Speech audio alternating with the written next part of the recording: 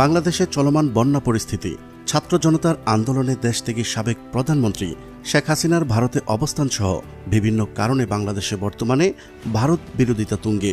এমন পরিস্থিতিতে পেঁয়াজের দাম বাড়িয়ে দেয় ভারত, যেন সংকট দেখা দেয় বাংলাদেশের বাজারে। কিন্তু বাংলাদেশ এখন পাল্টে গেছে।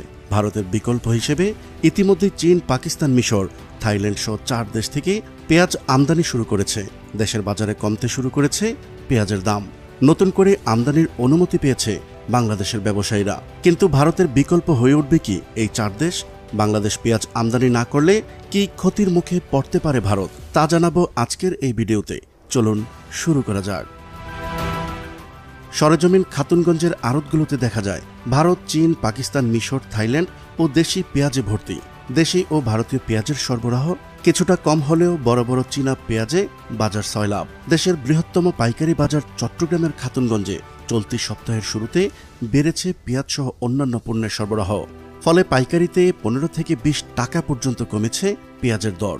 এদিকে ভারত হঠাৎ করেই পেঁয়াজের দাম বাড়িয়ে দেয় এবং আমদানি খরচ বেশি হয় বিকল্প দেশ হিসেবে চীন, পাকিস্তান, মিশর থেকে চট্টগ্রাম বন্দর দিয়ে 2,70,000 টন পেঁয়াজ আমদানির অনুমতি পেয়েছে ব্যবসায়ীরা। দ্রুত সময়ের মধ্যেই এসব পেঁয়াজ বাজারে আসলে দাম আরও কমে আসবে বলে ধারণা করছেন আমদানিকারক ও ব্যবসায়ীরা। খাতুনগঞ্জের এক ব্যবসায়ী বলছেন, চীন থেকে বন্দরে আসা রেফার কন্টেনার থেকে ডেলিভারি নিয়ে সোজা খাতুনগঞ্জে নিয়ে আসছে। এসব পেঁয়াজ বড় পরিবার, হোটেল, রেস্টুরেন্ট ও বিয়ে শাদীর অনুষ্ঠানে সবচেয়ে বেশি চলে। আসার কথা হচ্ছে এসব পেঁয়াজের রং লালচে এবং ঝাঁঝেরও কমতি নেই। সচরাচর চট্টগ্রামের আমদানিকারকরা পেঁয়াজ আমদানি করে না, রসুন এবং আদা আমদানি করেন বেশি। তবে পেঁয়াজের বাজারে সংকট তৈরি হলে দ্রুত সময়ের মধ্যে পেঁয়াজ নিয়ে আসেন বিভিন্ন দেশ থেকে। বন্যা ও সীমান্তে জটিলতার কারণে পেঁয়াজের বাজারে সংকট তৈরি হয়েছিল। এই অবস্থায় সমুদ্রপথে চট্টগ্রাম বন্দর দিয়ে পেঁয়াজ আসায় বাজার নিয়ন্ত্রণে আছে। খাতুনগঞ্জে পেঁয়াজের ব্যবসায়ী সমিতির তথ্য মতে পাইকারিতে আজ ভালো মানের দেশি পেঁয়াজ 105 টাকা, ভারতের পেঁয়াজ 102 টাকা, পাকিস্তানি পেঁয়াজ 85 টাকা এবং চীনা পেঁয়াজ মাত্র 75 টাকায় বিক্রি হচ্ছে। শীতাতপ নিয়ন্ত্রিত কন্টেনারে চীন, পাকিস্তান, মিশর থেকে আসা টনে টনে পেঁয়াজ নামছে চট্টগ্রাম বন্দরে। 29 আগস্ট বৃহস্পতিবার চট্টগ্রাম বন্দর থেকে খালাস হয়েছে 350 টন পেঁয়াজ। এর আগের দিন বুধবার বন্দরে নেমেছে প্রায় 400 টন।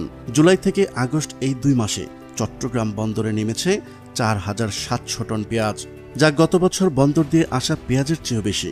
2023 সালে চট্টগ্রাম বন্দর দিয়ে পেঁয়াজ এসেছিল 3200 টন। এখন পেঁয়াজের সংকট নেই। বাংলাদেশের এই খবরে ভারত সীমান্তের স্থলবন্দরেও পেঁয়াজের দাম কমতে শুরু করেছে। 2020 সালে একবার হঠাৎ করেই পেঁয়াজ রপ্তানি বন্ধ করেছিল ভারত। এর কিছুদিন পরেই তাদের ব্যাপক উৎপাদন হয়। সে বছর রপ্তানি করার মতো দেশ খুঁজে পাচ্ছিল না ভারত। 16 জানুয়ারি 2020 সালে বিপদে পড়ে বাংলাদেশে পেঁয়াজ বেচতে চায় ভারত, এই শিরোনামে যুগান্তর পত্রিকায় একটি সংবাদও প্রচার করা হয়। কারণ ছিল ভারতের বিভিন্ন প্রদেশের চাহিদার ভিত্তিতে পেঁয়াজ আমদানি করে বিপাকে পড়েছে দেশটির ক্ষমতাসীন সরকার। কারণ বেশিরভাগ রাজ্য সরকারই তাদের চাহিদা প্রত্যাহার করে নিয়েছে। এই কারণে পেঁয়াজ বাংলাদেশে রপ্তানি করতে চাইছে ভারত। এখন যদি চীন, পাকিস্তান, মিশর ও থাইল্যান্ড সহ এই 4 দেশ থেকে নিয়মিত পেঁয়াজ আমদানি করে বাংলাদেশ, তাহলে ভারত হারাবে তাদের বৃহৎ রপ্তানির দেশ বাংলাদেশকে। প্রিয় দর্শক, আজ এই পর্যন্তই। শুরু থেকে শেষ পর্যন্ত চেষ্টা করেছি বাংলাদেশের পেঁয়াজ আমদানির সর্বশেষ ও সঠিক তথ্য উপস্থাপন করতে। কোথাও কোনো তথ্যগত ভুল কিংবা আপনার পরামর্শ থেকে থাকলে তা কমেন্ট করে জানাতে পারেন।